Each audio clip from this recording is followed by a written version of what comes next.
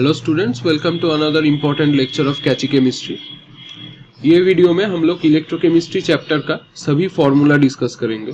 ये वीडियो बहुत इंपॉर्टेंट होने जा रहा है, खास करके क्लास 12 के लिए और नीट और आईआईटी और जेई के लिए, क्योंकि जो नीट और आईआईटी जेई का तैयारी कर रहे हो उसके लिए फॉर्मूला जानना बहुत इंपॉर्टेंट है, क्योंकि न्यूमेरिकल नहीं तो सॉल्व नहीं होगा। और जो लोग क्लास 12 में स्टडी कर रहे हो तो उसके लिए भी फॉर्मूला बहुत इंपॉर्टेंट है। तो ये मैं एक नया सीरीज स्टार्ट कर रहा हूँ। अगर चैनल में नए हो तो जल्दी से सब्सक्राइब कर लो, क्योंकि ये नया सीरीज जो है ये बहुत हेल्पफुल होगा आपके एग्जाम के लिए। कि इलेक्ट्रोकेमिस्ट्री फर्स्ट जो ये वीडियो होगा इसमें हम लोग जो डिस्कस करेंगे वो है इलेक्ट्रोकेमिस्ट्री का सभी फॉर्मूला। तो ये फॉर्मूला का पूरा सीरीज जो है ये मैं यहाँ पर शुरू कर रहा हूँ। तो और फॉर्मूलाज ऑफ इलेक्ट्रोकेमिस्ट्री हम लोग डिस्कस करेंगे इस चैप्टर में। दूसरा जो वीडियो आएगा उसमें हम लोग केमिकल काइनेटिक्स का जो फॉर्मूला होगा वो सब देखेंगे। क्लास 11 का भी फॉर्मूला मैं डिस्कस कर दूंगा। तो ये वीडियो में मैं डिटेल में कुछ नहीं डिस्कस करूंगा, सिर्फ फॉर्मूला जो है कौन कौन सा फॉर्मूला है इलेक्ट्रोकेमिस्ट्री में ये सभी चीज यहाँ पर डिस्कस करेंगे। और ये बहुत इंपॉर्टेंट होगा, क्योंकि न्यूमेरिकल जब सॉल्व करोगे ये सब फॉर्मूला का रिक्वायरमेंट होगा। और इलेक्ट्रोकेमिस्ट्री एक ऐसा चैप्टर है जिसमें न्यूमेरिकल आने का चांस बहुत ज्यादा होता है। तो अच्छे से ये फॉर्मूला पूरा देख लेना। देखो, पहला तो होता है इलेक्ट्रोड पोटेंशियल। इलेक्ट्रोड पोटेंशियल को किससे डिनोट किया जाता है? इलेक्ट्रोड पोटेंशियल को ई लिख के ऐसे सफिक्स में सेल लिखा जाता है, मतलब ई सेल लिख के इसको डिनोट किया जाता है, इससे डिजिग्नेट किया जाता है। अब ये अगर स्टैंडर्ड इलेक्ट्रोड पोटेंशियल हो गया, ये अगर स्टैंडर्ड इलेक्ट्रोड पोटेंशियल हो गया, जैसे कि इसको लिखा जाता है क्या? Standard electrode potential. मतलब क्या? SEP, स्टैंडर्ड इलेक्ट्रोड और पोटेंशियल। स्टैंडर्ड हो जाएगा मतलब क्या? 25 डिग्री सेंटीग्रेड हो जाएगा और 1 atm प्रेशर में हो जाएगा। तो अगर किसी फॉर्मूला को तुम 25 डिग्री सेंटीग्रेड और 1 atm में रिप्रेजेंट कर रहे हो तो उसको स्टैंडर्ड कंडीशन बोला जाता है। स्टैंडर्ड इलेक्ट्रोड पोटेंशियल ये जो होगा ये यहाँ पर E ऊपर में ऐसे 0 और नीचे सेल होगा, इसको E0 सेल भी बोला जाता है, तो इससे डिनोट किया जाएगा। तो जिसके भी ऊपर ऐसा 0 लगा हुआ हो ये समझ लेना कि वो फॉर्मूला स्टैंडर्ड कंडीशन में है। तो फॉर एनी इलेक्ट्रोड पहला जो चीज जानना पड़ेगा, कोई भी अगर इलेक्ट्रोड होगा कैथोड या anode, oxidation potential equal to minus of reduction potential, या ऐसा भी बोल सकते हो कि reduction potential equal to minus of oxidation potential, क्योंकि हर एक जो इलेक्ट्रोड होता है उसका ऑक्सीडेशन और रिडक्शन दोनों पोटेंशियल ही होता है। मतलब ऑक्सीडाइज होने का टेंडेंसी और रिड्यूस होने का टेंडेंसी, ये पोटेंशियल से हम लोग डिनोट करते हैं इसका वैल्यू देख के। तो ऑक्सीडेशन पोटेंशियल जो जिसका भी तुम्हें दिया हुआ होगा उसको तुम अगर रिडक्शन पोटेंशियल में कन्वर्ट करोगे तो उसमें सिर्फ एक नेगेटिव साइन लगा देने पर, मतलब साइन को ऑपोजिट कर देने पर ही हो जाएगा। अब देखो ये फॉर्मूला ई सेल को कैसे निकालोगे? ई सेल को निकालना पड़ता है, इलेक्ट्रोकेमिस्ट्री का न्यूमेरिकल अगर किए होगे तो जानते ही होगे कि इलेक्ट्रोकेमिस्ट्री में ई सेल को निकालना पड़ता है, मतलब इलेक्ट्रोड पोटेंशियल को निकालना पड़ता है। इसको तुमको और एक चीज में बोला जा सकता है, इसको ईएमएफ भी बोला जा सकता है। ईएमएफ भी बोला जा सकता है। ईएमएफ मतलब इलेक्ट्रोमोटिव फोर्स। तो इलेक्ट्रोमोटिव फोर्स का भी फॉर्मूला यही होगा, इससे ही डिनोट करोगे तुम।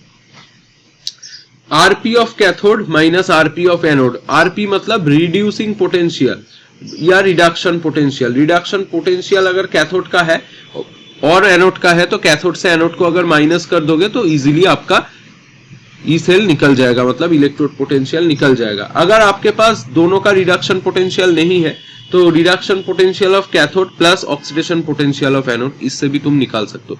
तो ये तुम्हें न्यूमेरिकल जब मैं कराऊंगा देख लेना, इसका न्यूमेरिकल का वीडियो भी आएगा। तो न्यूमेरिकल में मैं तब बताऊंगा कि कैसे तुम देख के समझ सकते हो कि वो रिडक्शन पोटेंशियल है और वो ऑक्सीडेशन पोटेंशियल है। सपोज जैसे कि यहाँ पर छोटा करके अगर मैं बोल दूं, यहाँ पर सपोज तुम्हारे पास किसी जगह पे ऐसा कुछ लिखा है E0 Cu2 plus slash Cu, ऐसा कुछ लिखा है, और एक जगह पे लिखा है E0 Cu और Cu2 प्लस ऐसा। तो इसका सपोज वोल्टेज दिया हुआ है, ऐसा करके इलेक्ट्रोड पोटेंशियल को डिनोट किया जाता है। सपोज इसका वोल्टेज दिया है 0.34, तो इसका वोल्टेज दिया है माइनस 0.34, ऐसा कुछ दिया है। अब कौन सा ऑक्सीडेशन पोटेंशियल है और कौन सा रिड्यूसिंग पोटेंशियल है कैसे तुम देखोगे?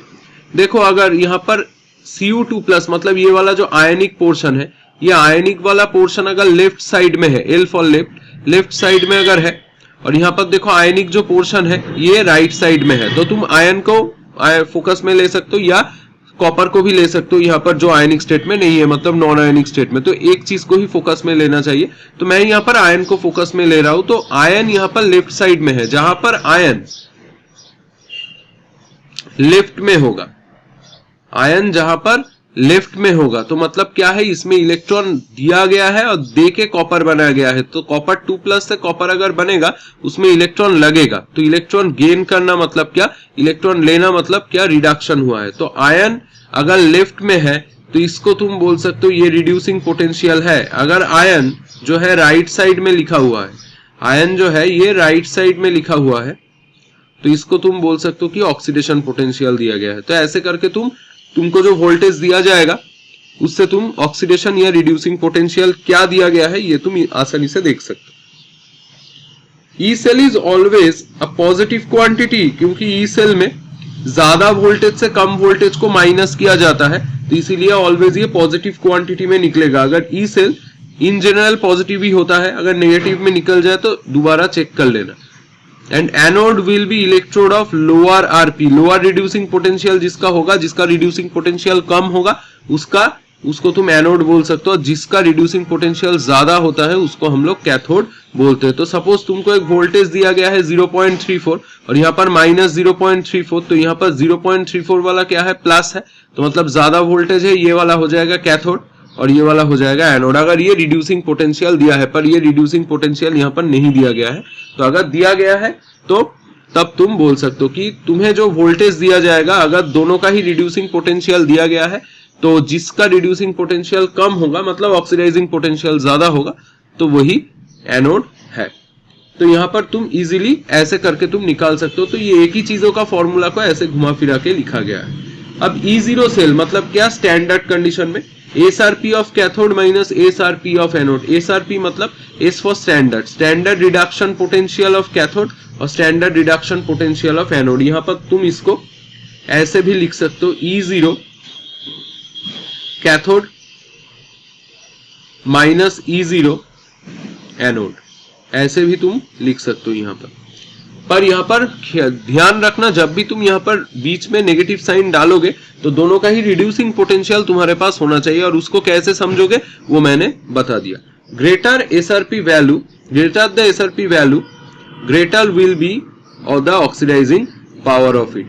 तो मतलब क्या, जिसका स्टैंडर्ड रिडक्शन पोटेंशियल का वैल्यू ज्यादा होगा उसका ऑक्सीडाइजिंग पावर ज्यादा होगा। मतलब ऑक्सीडाइजिंग पावर मतलब क्या, ये ऑक्सीडाइजिंग एजेंट के रूप में काम करना चाहेगा, मतलब दूसरों को ऑक्सीडाइज करने का पावर इसके पास ज्यादा होगा, खुद रिड्यूस हो गया। गिब्स फ्री एनर्जी का फॉर्मूला क्या था, del G equal to minus NF(E0) cell. अब ये n क्या है, n equal to number of electrons, number of electrons. एक रिएक्शन दिया जाएगा उसमें जितना कैथोड या एनोड कुछ भी, तो उसमें जितना टोटल नंबर ऑफ इलेक्ट्रॉन्स लगेगा वही है।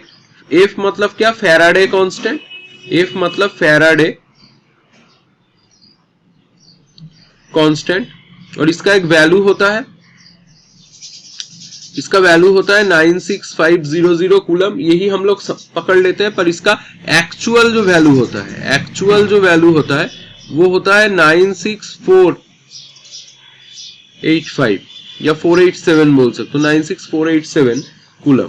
तो इसका ये वैल्यू होता है 96487, पर इसको हम लोग 96500 कूलम भी पकड़ के चलते हैं। तो फैराडे कांस्टेंट का वैल्यू जानना पड़ेगा, नहीं दिया जाएगा, और ई सेल तो ऊपर से निकाल सकते हो। अभी अगर डेल जी 0 हो जाए, मतलब क्या, स्टैंडर्ड डेल्टा जी हो जाए, मतलब स्टैंडर्ड गिब्स फ्री एनर्जी, तो ये माइनस NF(E0) सेल हो जाएगा, मतलब standard reducing standard electrode potential हो जाएगा। तो सिर्फ 0 लगा देने पर ये इंडिकेट करा जाता है यहाँ पर कि वो स्टैंडर्ड कंडीशन में है, मतलब 25 डिग्री सेंटीग्रेड और 1 atm प्रेशर में है।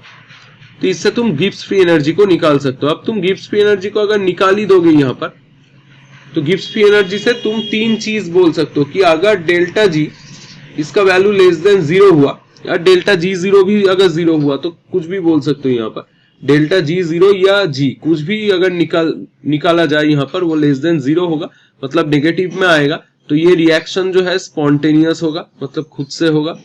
अगर डेल G 0 निकालो या डेल्टा G निकालो, कुछ भी ग्रेटर देन 0 में आ जाएगा, मतलब पॉजिटिव आ जाएगा तो ये नॉन स्पॉन्टेनियस हो जाएगा। और अगर डेल्टा जी जीरो या डेल जी सिर्फ ये जीरो निकालो तो ये इक्विलिब्रियम स्टेट में रहता है। तो ऐसे करके तुम बोल सकते हो कि डेल्टा जी से थर्मोडायनामिक्स का पार्ट है ये, डेल जी से कैसे हम लोग नेगेटिव होगा, पॉजिटिव होगा, जीरो होगा तो स्पॉन्टेनिटी निकाल सकते कि स्पॉन्टेनियस होगा, नॉन स्पॉन्टेनियस होगा या इक्विलिब्रियम स्टेट में रहेगा। तो in general delta G zero जो होता है या डेल जी जो होता है, ऐसे तुम निकाल के इलेक्ट्रोड पोटेंशियल से तुमको अगर बोला जाए कि स्पॉन्टेनियस होगा या नॉन स्पॉन्टेनियस होगा, ये भी तुम बोल सकते हो। अब इलेक्ट्रोकेमिस्ट्री में बहुत इंपॉर्टेंट क्वेश्चन जहां से आता है और बहुत ज्यादा क्वेश्चन जहां से आता है वो है नर्न्स्ट इक्वेशन। ये इक्वेशन बहुत इंपॉर्टेंट है। इसको बोला जाता है effect of concentration and temperature on EMF of a cell. तो ईएमएफ मतलब क्या? ईएमएफ मतलब ई सेल। तो ई सेल के ऊपर इलेक्ट्रोड पोटेंशियल के ऊपर एक्चुअली कंसंट्रेशन और टेम्परेचर जो होगा उसका इफेक्ट को नर्न्स्ट इक्वेशन से बोला जाता है। और इससे बहुत ज्यादा क्वेश्चन आता है और बहुत ज्यादा न्यूमेरिकल भी आता है, क्योंकि maximum most of the cases जो 95% न्यूमेरिकल होता है वो नर्न्स्ट इक्वेशन से ही सॉल्व होता है। अच्छा, यहां पर मैं एक चीज यहां पर मैं बोलना यहां पर भूल गया कि डेल्टा जी का जैसे फॉर्मूला होता है ऐसे वर्क डन का भी फॉर्मूला होता है। उसका सिर्फ डिफरेंस होता है NFE0 सेल, मतलब यहां पर नेगेटिव साइन नहीं होता। यही वर्क डन का फॉर्मूला है। तो W यहां पर क्या है? Work done. तो ये डेल्टा जी मैंने बोला तो इसीलिए यहां पर ये भी बोल दिया कि वर्क डन सपोज आपको निकालना को बोला जाए तो आप प्लस NFE0 सेल निकाल सकते हो ऐसे। अच्छा, यहां पर नर्न्स्ट इक्वेशन जो मैं बोल रहा था, यहां पर डेल्टा जी ये एक रिलेशन है जो हम लोग थर्मोडायनामिक्स में करते हैं। Delta G equal to del G zero मतलब स्टैंडर्ड गिव्स free energy plus RT ln Q। Q क्या है? Reaction quotient. अब ये Q को तुम Q नहीं लिख के यहाँ पर K भी लिख सकते हो, मतलब इक्विलिब्रियम कांस्टेंट भी लिख सकते हो। अब ये इक्विलिब्रियम कांस्टेंट क्या है और इक्विलिब्रियम कांस्टेंट को कैसे निकालोगे, ये क्लास 11 में इक्विलिब्रियम का पार्ट है। तो जब इक्विलिब्रियम मैं डिस्कस करूंगा तब मैं बता दूंगा। अगर तुम नहीं जानते तो कमेंट बॉक्स में जरूर लिखना। तो यहां पर देखो, यहां पर Q रिएक्शन कोशेंट या KEQ जो भी तुम लिखो, रिएक्शन कोशेंट या KEQ थोड़ा सा अलग होता है, पर यहाँ पर अगर तुम्हें पूछा जाए कि रिएक्शन कोशेंट तब भी ये फॉर्मूला से निकाल सकते हो। अगर तुम्हें पूछा जाए कि इक्विलिब्रियम कांस्टेंट तब भी ये फॉर्मूला से निकाल सकते हो। सिर्फ Q को KEQ में रिप्लेस कर देना। तो यहाँ पर नर्न्स्ट इक्वेशन को ऊपर वाला कोई इक्वेशन जानना जरूरी नहीं है। यहाँ पर डेरिवेशन दिखाया गया है जो यहाँ पर इंपॉर्टेंट नहीं होता है। इंपॉर्टेंट होता है ये वाला रिलेशन, ये वाला रिलेशन। ई सेल मतलब नॉर्मल इलेक्ट्रोड जो पोटेंशियल होगा equal to E0 cell standard electrode potential minus 2.303 RT। R मतलब यूनिवर्सल गैस कांस्टेंट, T मतलब केल्विन टेम्परेचर, N मतलब नंबर ऑफ इलेक्ट्रॉन और F मतलब फैराडे कांस्टेंट जो मैंने ऊपर बोला। लॉग Q को तुम क्या लिख सकते हो? KEQ। KEQ मतलब वो जो KP KC आयनिक इक्विलिब्रियम में होता है वो सब भी तुम यहाँ पर लिख सकते हो। तो यहाँ पर Q लिखो या KEQ लिखो, एक ही फॉर्मूला से यहाँ पर निकल जाएगा। तो ये हो गया क्या? एनी टेम्परेचर पे हो जाएगा। ये फॉर्मूला क्या है? यही नर्न्स्ट इक्वेशन है। और ये कोई भी एक टेम्परेचर अगर आपको दे दे 25 डिग्री सेंटीग्रेड के अलावा तो ये फॉर्मूला यूज करोगे। अगर 25 डिग्री सेंटीग्रेड यहाँ पर दे दे या 298 केल्विन दे दे तब जाके आप नीचे वाला फॉर्मूला यूज करोगे। ये ऊपर वाला फॉर्मूला से ही आया है, सिर्फ यहाँ पर टेम्परेचर के जगह पे 298 केल्विन, क्योंकि वो most of the cases use होता है तो हमने यहाँ पर बिठा के ये फॉर्मूला नया बना दिया। तो E cell equal to E0 cell minus 0.0591 divided by N। तो देखो ये R वाला T वाला ये सब पोर्शन चला गया है और यहाँ पर R का जो वैल्यू होता है generally 8.314 joule kelvin inverse mole inverse, ये इसको ही पकड़ा जाता है, यहाँ पर इसको ही यहाँ पर बिठाया जाता है। तो 0.0591 डिवाइडेड बाई N मतलब नंबर ऑफ इलेक्ट्रॉन और लॉग Q या KEQ कुछ भी तुम बोल सकते हो। अब अगर इक्विलिब्रियम में होगा मतलब डेल्टा जी अगर 0 हो जाएगा तो यहाँ पर और एक फॉर्मूला आ जाता है। ये फॉर्मूला होता है E0 सेल इक्वल टू या लॉग KEQ। एक ही फॉर्मूला है लॉग KEQ। अगर तुमको किसी भी जगह पे पूछा जाए कि कैलकुलेट द इक्विलिब्रियम कांस्टेंट तो ये फॉर्मूला तुम यूज करोगे। ये भी नर्न्स्ट इक्वेशन का ही पार्ट है। सिर्फ इक्विलिब्रियम में ई सेल जो होता है ये 0 होता है, क्योंकि डेल जी 0 होता है तो ई सेल भी 0 होता है। ये समझ लेना इक्विलिब्रियम में, क्योंकि इक्विलिब्रियम का कंडीशन क्या होता है? डेल जी 0 तो मतलब ई सेल भी 0 होता है। तो इसको अगर ई सेल के जगह पे तुम 0 बिठा दो तो यही आ जाएगा log KEQ, मतलब इक्विलिब्रियम कांस्टेंट जो होता है n E0 cell divided by 0.0591। तो इसको तुम ऐसे यहां से अगर तुम्हें n और E0 सेल पता चल जाए तो तुम KEQ को एंटीलॉग लेके इजीली निकाल सकते हो। तो यहाँ पर एक बोला गया है कि अगर कोई आपके पास इलेक्ट्रोड रिएक्शन है जहां पर M से Mn+ तैयार हुआ है, जिसमें n नंबर ऑफ इलेक्ट्रॉन लगा गया है, तो यहाँ पर रिएक्शन क्या हो जाएगा, M से Mn+ और यहाँ पर n number of electron release कर गया है। तो ये क्या रिएक्शन है, ये बेसिकली ऑक्सीडेशन का रिएक्शन दिया गया है, क्योंकि राइट साइड में जो आयनिक पार्ट है उसमें इलेक्ट्रॉन है, मतलब इलेक्ट्रॉन रिलीज हुआ है, तो ये ऑक्सीडेशन का पार्ट दिया गया है। तो यहाँ पर E सेल के जगह पे वो लिख दो, यहाँ पर E0 सेल के जगह पे ये लिख दो Mn+/M, सेम फॉर्मूला ही यहाँ पर हो जाएगा। और यहाँ पर क्या हो जाएगा 2.303 करके 1/Mn+, तो 1/Mn+, तो ये रिएक्शन डिपेंड करता है कि कैसा रिएक्शन दिया गया है। अब देखो यहाँ पर 1/Mn+ का जो इक्वेशन होगा ये मैं दिखाऊंगा, यहाँ पर ये ऐसा कुछ रिएक्शन होगा।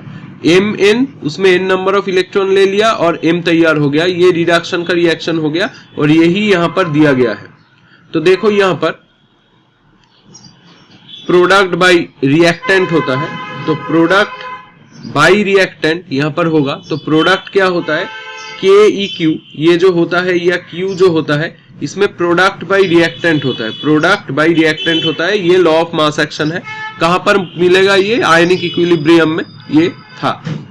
तो यहां पर क्या हो जाता है, यहां पर प्रोडक्ट में क्या है, M है, तो concentration of M divided by Mn+ है, Mn+, ये ऐसा कुछ हो जाएगा। दोनों के मोल नंबर ही 1 1 है, तो 1 और 1 हो जाएगा। अब ये M जो है ये तो आयनिक नहीं है, इसलिए इसका कंसेंट्रेशन भी 1 पकड़ लेते हैं नॉनस्ट इक्वेशन में, तो इसीलिए इसको एक बारी में करके यहाँ पर बोला गया है कि 1/Mn+ इसका कंसेंट्रेशन आ जाएगा। तो सपोज आपके पास ऐसा कुछ है, AA + BB, यहाँ पर मैं और एक बार बोल दे रहा हूं, CC + DD, ऐसा कुछ है। तो यहाँ पर अगर आपको KEQ का इक्वेशन, जो KEQ मतलब लॉग के जगह पे जो KEQ है, KEQ इक्वल टू या Q, ये निकालना पड़े यहाँ पर से, तो आप कर सकते हो कि D concentration of D into C concentration of C, मतलब जो कंसेंट्रेशन दिया गया है डिवाइडेड बाई मोल नंबर, ये स्मॉल c, ये स्मॉल d, ये सब मोल नंबर है, डिवाइडेड बाई प्रोडक्ट हो गया। अब रिएक्टेंट में क्या है, A कंसेंट्रेशन ऑफ A और B कंसेंट्रेशन ऑफ E, इसको ही बोला जाता है क्या, लॉ ऑफ मास एक्शन, इसको ही बोला जाता है लॉ ऑफ मास एक्शन। और जहां पर ये जो एक्टिव मास है ये सब काम में आता है, और ऐसे करके तुम KEQ के जगह पे ये सब वैल्यू पुट करके रिप्लेस कर सकते हो। ये वैल्यू तुम्हें दिया गया होगा न्यूमेरिकल। तो नेक्स्ट आ जाते हैं concentration of cell.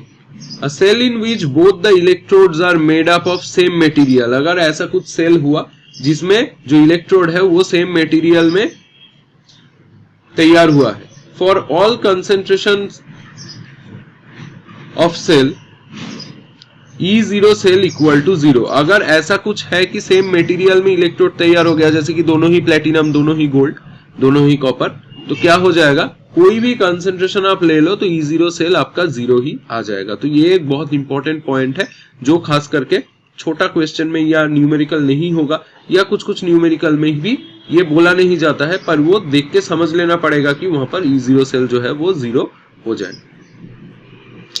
Electrolyte concentration cell, electrolyte concentration of cell. अब ये क्या होता है, देखो सपोज यहाँ पर ऐसे करके कोई सेल का सिंबल दिया गया है कि सेल का रिप्रेजेंटेशन, इसको बोला जाता है सेल रिएक्शन रिप्रेजेंटेशन।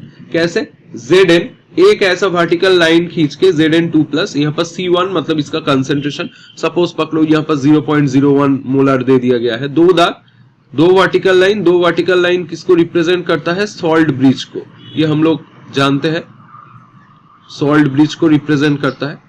और Zn2+, यहाँ पर एक दाग देखे Zn, तो ऐसे करके, तो यहाँ पर राइट साइड वाला जो पार्ट होगा ये ऑलवेज कैथोड होगा, और लेफ्ट साइड वाला जो पार्ट होगा ये ऑलवेज एनोड होगा।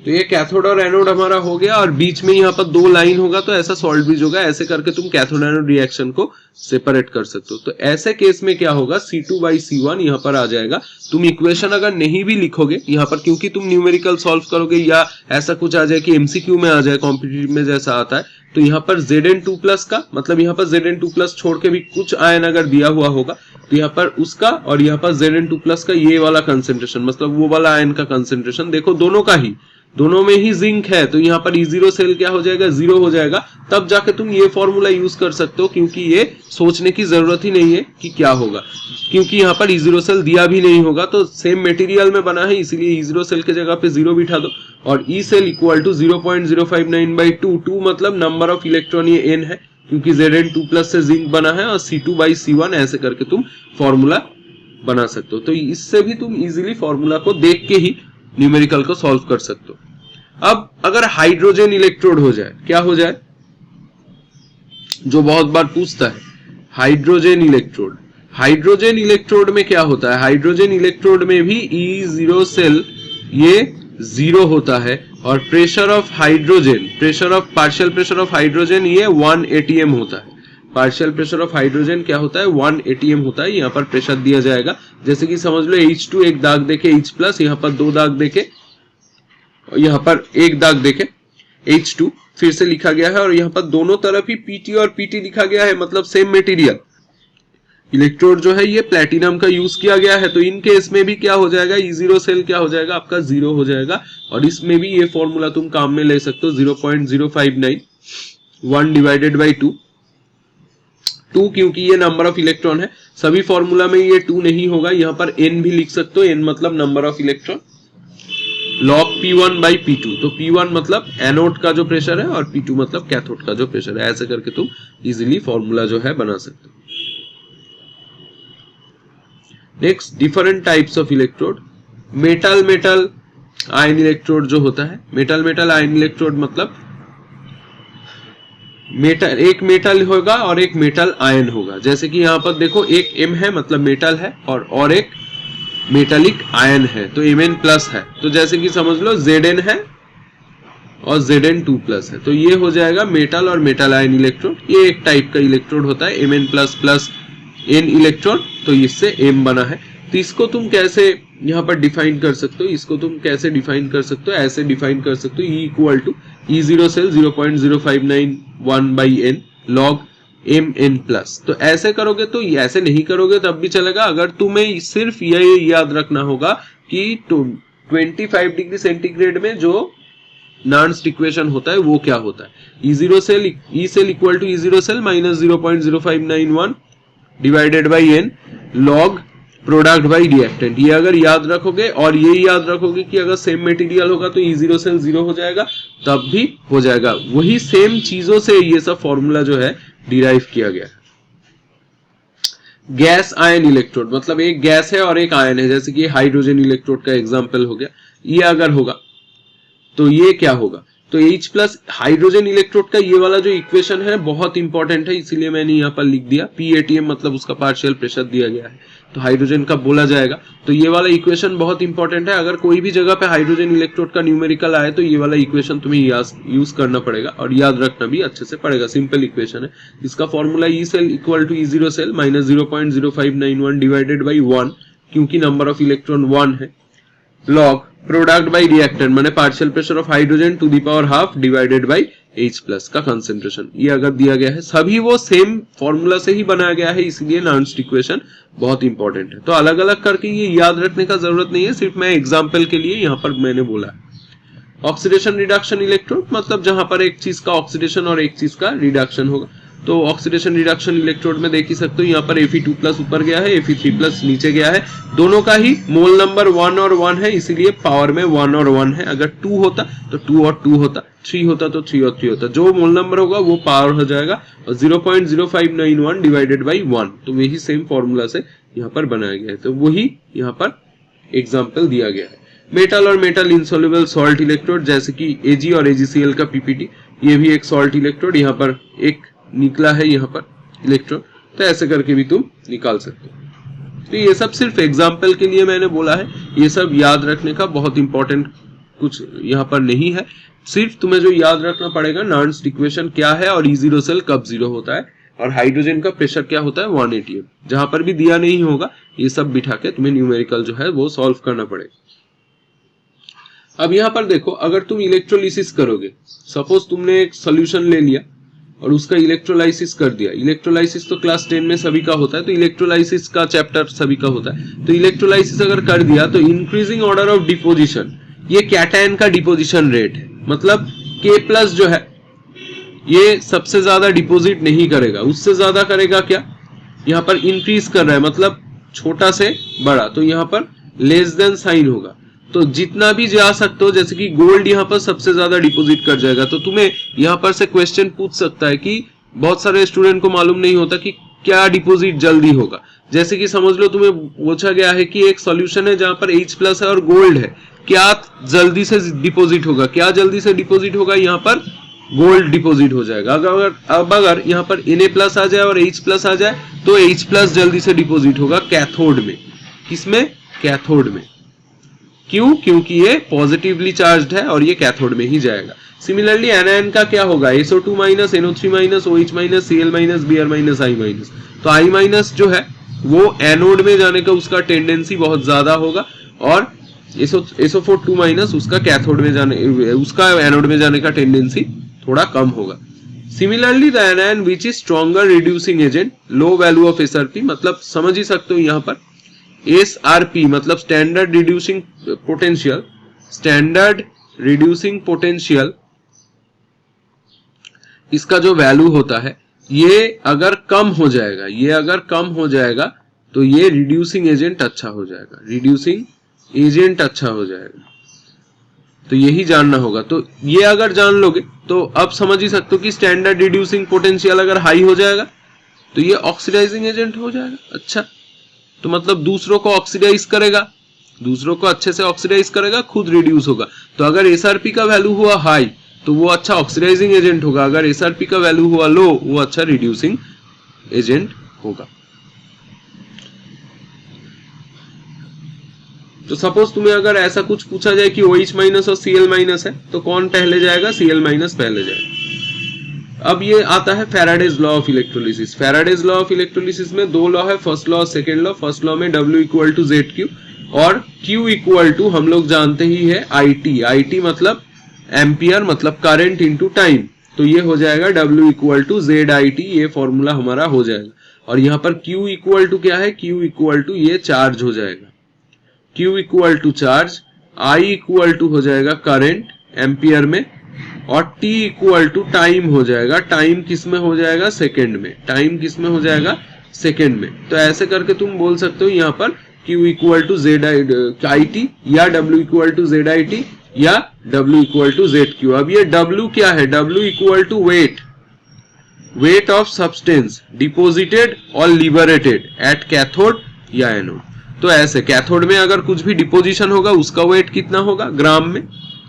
या एनोड में अगर कुछ भी लिबरेट करेगा उसका वेट कितना होगा? तो अमाउंट जो है या वेट जो है सब्सटेंस का उसको ही बोला जाता है W। यहाँ पर सेकेंड लॉ में क्या है? W is directly proportional to E मतलब इक्विवेलेंट वेट। इक्विवेलेंट वेट का वीडियो जिन्होंने अभी तक नहीं देखा तो जल्दी से जाके मेरे चैनल में देख लेना। मैंने डिटेल में इक्विवेलेंट वेट कैसे निकालोगे और कैसे तुम इक्विवेलेंट वेट सभी जो फॉर्मूला होता है वो मैंने सभी डिस्कस कर दिया है। न्यूमेरिकल भी, उसका भी सेपरेट वीडियो मैंने डाल दिया है चैनल पे। तो W/E = कांस्टेंट, तो W1/W2 = E1/E2, ये हमारा फॉर्मूला आ जाएगा। ऐसे तुम कर सकते हो।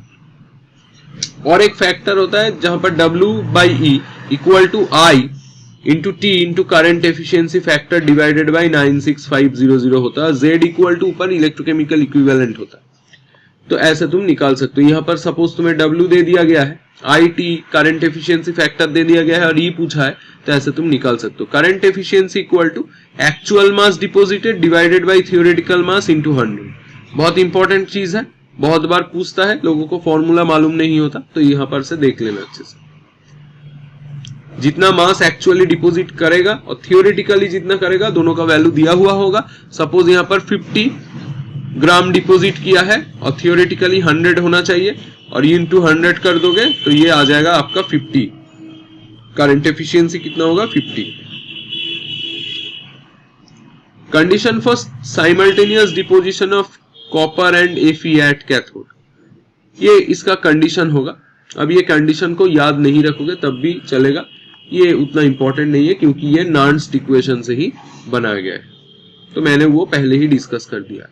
अब हम लोग चले आते हैं दूसरा कुछ हमारा फॉर्मूला से। अब दूसरा जो फॉर्मूला होगा उसमें पहला ही होता है Ohm's law. V equal to जो है IR होता है। I मतलब क्या है? करंट, R मतलब रेजिस्टेंस और V मतलब क्या? वोल्टेज। तो ऐसे करके आप बोल सकते हो V इक्वल टू IR। और एक होता है R equal to rho into L by A। L मतलब लेंथ, A मतलब एरिया। ये क्लास 10 का सभी फॉर्मूला है, 10, 9 का ये सब फॉर्मूला होता है।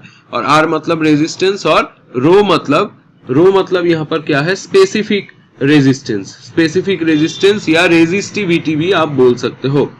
तो यहाँ पर दूसरा फॉर्मूला है conductance equal to 1 by resistance. जैसे कि आपका रेजिस्टेंस यहाँ पर से मिल गया या ओहम्स लॉ से मिल गया तो आप कंडक्टेंस निकाल सकते हो, सिर्फ रेसिप्रोकल कर दोगे। स्पेसिफिक कंडक्टेंस और कंडक्टिविटी ये क्या होता है जिसको तुम काप्पा से डिनोट करोगे, रेसिप्रोकल ऑफ स्पेसिफिक रेजिस्टेंस। ऐसे ही याद रखोगे, कंडक्टेंस मतलब रेजिस्टेंस, कंडक्टिविटी होगा तो रेजिस्टिविटी हो जाएगा। तो काप्पा यहाँ पर ये के लिखा गया है क्योंकि साइन यहाँ पर नहीं लिखा जा सकता काप्पा, तो काप्पा इक्वल टू 1 बाई रो, ये हो जाएगा आपका। रो कैसे निकालोगे? ऊपर वाला फॉर्मूला से। और लेंथ बाई एरिया, ये जो रेशियो होता है, लेंथ बाई एरिया जो रेशियो होता है, इसको क्या बोला जाता है? Cell constant.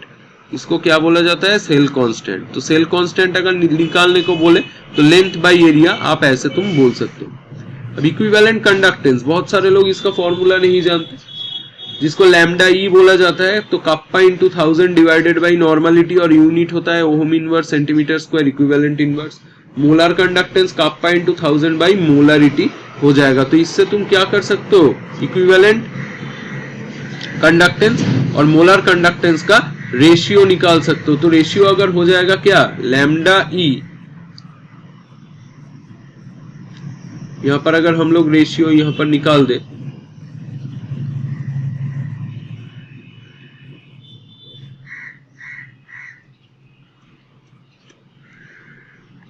तो lambda E by lambda M equal to आपका क्या हो जाएगा? Molarity by normality. ये आपका हो जाएगा lambda E by lambda M equal to molarity by normality, क्योंकि ये रेसिप्रोकल रिलेशन में है। स्पेसिफिक कंडक्टेंस, स्पेसिफिक कंडक्टेंस जिसको काप्पा बोला जाता है, equal to conductance into L by A. तो कंडक्टेंस मतलब 1 बाई आर भी बोल सकते हो इंटू एल बाई ए। तो ऐसे करके आप एक फॉर्मूला निकाल सकते हो। तो ये दूसरा कुछ फॉर्मूला नहीं है, ये सिंपल फॉर्मूला ही है जो मैंने अभी अभी बोला। एल बाई ए का सेल कांस्टेंट रेशियो भी बोल सकते हो। अब यहां पर हम लोग चले आते हैं कोलराश लॉ। कोलराश लॉ यहाँ पर वेरिएशन ऑफ लैम्डा इक्वी या लैम्डा एम, मतलब आप बोल सकते हो यहाँ पर कि इक्विवेलेंट कंडक्टिविटी या molar conductivity of a solution with concentration, इसका रिलेशन बोला जाता है कि ये जो वेरिएशन होगा कंसंट्रेशन के रेस्पेक्ट पे कैसे होगा, ये by means of Kohlrausch law explain किया जाता है। अब ये मैं यहाँ पर डिटेल में डिस्कस नहीं करूंगा क्योंकि ये फॉर्मूला का चार्ट वाला वीडियो है, तो इसीलिए मैं सिर्फ फॉर्मूला ही डिस्कस करूंगा। स्ट्रॉन्ग इलेक्ट्रोलाइट के लिए फॉर्मूला होता है ये, यहाँ पर मोलर कंडक्टिविटी, यहाँ पर C लिखा गया है। C मतलब क्या? और यहाँ पर इन्फिनिटी। C मतलब क्या? नॉर्मल कंडीशन में मोलर कंडक्टिविटी या कैलकुलेटेड कंडीशन में मोलर कंडक्टिविटी। और ये इन्फिनिटी को आप 0 से भी रिप्रेजेंट कर सकते हो, मतलब infinitely diluted solution. Infinitely diluted solution में मोलर कंडक्टिविटी क्या होगा? माइनस बी रूट सी। तो C मतलब यहाँ पर कंसेंट्रेशन और B मतलब एक कांस्टेंट यहाँ पर होता है। वीक इलेक्ट्रोलाइट के लिए ऊपर वाला इक्वेशन फॉर्मूला नहीं अप्लाई नहीं होता, एक्चुअली ऊपर वाला जो इक्वेशन है वीक इलेक्ट्रोलाइट के लिए यहाँ पर lambda M equal to n plus lambda infinity plus n minus lambda infinity. ये लैम्डा मतलब मोलर कंडक्टिविटी होगा इंफिनिटी डाइल्यूशन में, और n प्लस मतलब नंबर ऑफ कैटायंस और n माइनस मतलब नंबर ऑफ एनायंस। जैसे कि यहाँ पर सपोज दिया गया है कि कैसे निकालोगे, CH3COOH, CH3COOH, यहाँ पर I मिस्टेकनली लिख दिया गया है। CH3COOH का molar conductivity equal to CH3COON का मोलर कंडक्टिविटी प्लस HCl का मोलर कंडक्टिविटी माइनस NaCl का मोलर कंडक्टिविटी, क्योंकि जब भी तुम माइनस करोगे तो यहाँ पर देखो ये वाला Cl और ये वाला Cl कट जाएगा और यहाँ पर Na वाला जो पार्ट है ये माइनस है और CH3COO का Na माइनस है, तो यहाँ पर क्या हो जाएगा Na वाला प्लस माइनस भी कट जाएगा और यहाँ पर Cl भी कट जाएगा, तो यहाँ पर सिर्फ बचा क्या CH3COO और H प्लस, मतलब क्या CH3COO। तो कोई भी जगह पे आपका जो कैटायन होगा और एनायन होगा उसका मोलर कंडक्टिविटी को आप अगर ऐड कर दोगे तो आपका सब्सटेंस का मोलर कंडक्टिविटी निकल जाएगा for weak electrolyte. Degree of dissociation भी इससे कैलकुलेट कर सकते हो, lambda m by lambda 0m या लैम्डा इन्फिनिटी भी लिख सकते हो, मतलब इन्फिनाइटली डाइल्यूटेड कंडीशन में और नॉर्मल कंडीशन में। KEQ equal to C alpha square minus 1 by alpha, alpha equal to degree of dissociation, ये परसेंटेज में होता है। सपोज आपको बोला गया है अल्फा 50% है, तो यहाँ पर अल्फा इक्वल टू आप 50/100 लिखोगे, नॉट 50 लिखोगे, 50/100 लिखोगे। KEQ equal to C alpha square by 1 minus alpha, C for molar concentration, ये ऑसवाल्ड डाइल्यूशन लॉ से है। ऑसवाल्ड डाइल्यूशन लॉ कहां पर था? Ostwald dilution law ionic equilibrium में था, तो ये ऑसवाल्ड डाइल्यूशन लॉ से आप KEQ को भी निकाल सकते हो। KEQ का दूसरा जो निकालने का तरीका है E0 सेल से, वो भी मैंने बोल दिया। नेक्स्ट यहाँ पर चले आते हैं, सॉल्युबिलिटी ऑफ स्पेरिंगली सॉल्युबल, मतलब स्पेरिंगली मतलब partially soluble, partially soluble salt and their KSP। KSP मतलब सॉल्युबिलिटी प्रोडक्ट, सॉल्युबिलिटी प्रोडक्ट। तो इसका क्या होगा सॉल्युबिलिटी, तो यहां पर KSP equal to SS square आप ये भी बोल सकते हो, या kappa into 1000 divided by solubility. अगर आपको ऐसा कुछ दिया जाए तो आप मोलर कंडक्टिविटी भी यहां से निकाल सकते हो। लास्ट जो चीज होता है ये होता है ट्रांसपोर्ट नंबर, जिसको TC से या TA से डिनोट किया जाता है। TC equal to mu C divided by mu C plus mu A, और mu A divided by mu A plus mu C, ऐसे करके फॉर्मूला होता है, मतलब इंडिविजुअल जो mu divided by total mu. अब ये म्यू क्या होता है? म्यू होता है स्पीड या वेलोसिटी, स्पीड या वेलोसिटी। C इक्वल टू क्या है? कैटायन, तो मतलब म्यू C मतलब क्या हो जाएगा? स्पीड ऑफ कैटायन, और A मतलब क्या है समझ ही सकते हो, एनायन होगा। तो आपको अगर एनायन का और कैटायन का स्पीड मिल जाए तो आप easily transport number of cation और ट्रांसपोर्ट नंबर ऑफ एनायन ऐसे तुम निकाल यहां पर सकते हो। ट्रांसपोर्ट नंबर क्या है? Fraction of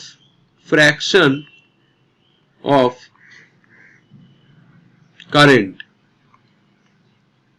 fraction of current carried by an ion, यही होता है ट्रांसपोर्ट नंबर। ट्रांसपोर्ट नंबर जितना ज्यादा होगा उतना फ्रैक्शन ऑफ करंट ज्यादा कैरी करेगा वो आयन। अगर ट्रांसपोर्ट नंबर जो निकले उसका मतलब क्या है? Fraction of current carried by an ion. तो एक आयन जितना फ्रैक्शन ऑफ करंट को कैरी करता है टोटल फ्रैक्शन में से, उसको ही ट्रांसपोर्ट नंबर बोला जाता है। और ये खास करके कॉम्पिटिटिव के लिए बहुत इंपॉर्टेंट है, क्योंकि बोर्ड में ये उतना इंपॉर्टेंट नहीं है। जो लोग कॉम्पिटिटिव के लिए तैयारी कर रहे हो, ट्रांसपोर्ट नंबर का फॉर्मूला अच्छे से देख के यहाँ पर से जाना। तो सिंपल चीज है, जैसे कि मोल फ्रैक्शन निकालते हो वैसे ही ट्रांसपोर्ट नंबर। मोल फ्रैक्शन मतलब individual mole number by total mole number होता है, और यहाँ पर individual speed by total speed होगा। तो ऐसे करके आप बोल सकते हो। और कैटायन एनायन का स्पीड मतलब क्या? यहाँ पर माइग्रेशन स्पीड। तो कौन सा स्पीड से कैटायन या एनायन कैथोड या एनोड की तरफ माइग्रेट कर रहा है उसको ही यहाँ पर बोला गया है। तो ये मैंने पूरा जो इलेक्ट्रोकेमिस्ट्री था, क्लास 12 का इलेक्ट्रोकेमिस्ट्री जो था पूरा, मैंने ये जो फॉर्मूला होगा ये सभी फॉर्मूला अगर कर लोगे तो दूसरा कुछ फॉर्मूला करने की जरूरत नहीं है। इसके बाहर कोई भी न्यूमेरिकल तुम्हें नहीं मिलेगा, ये फॉर्मूला से सभी न्यूमेरिकल सॉल्व हो जाएगा। मैं न्यूमेरिकल का सेपरेट वीडियो भी बना दूंगा इसके बाद, जिससे तुम समझ पूरा देख लोगे तो तुम्हारा पूरा जो न्यूमेरिकल का पार्ट है स्ट्रॉन्ग हो जाएगा। तो ये फॉर्मूला था, सभी फॉर्मूला मैंने यहाँ पर डिस्कस कर दिया। तो अगर कुछ भी नया सीखने को मिला या समझ में आया या अच्छा लगा वीडियो, तो एक लाइक जरूर करना, और चैनल में नए हो तो सब्सक्राइब जरूर करना। तब तक के लिए अलविदा, थैंक्स फॉर वॉचिंग।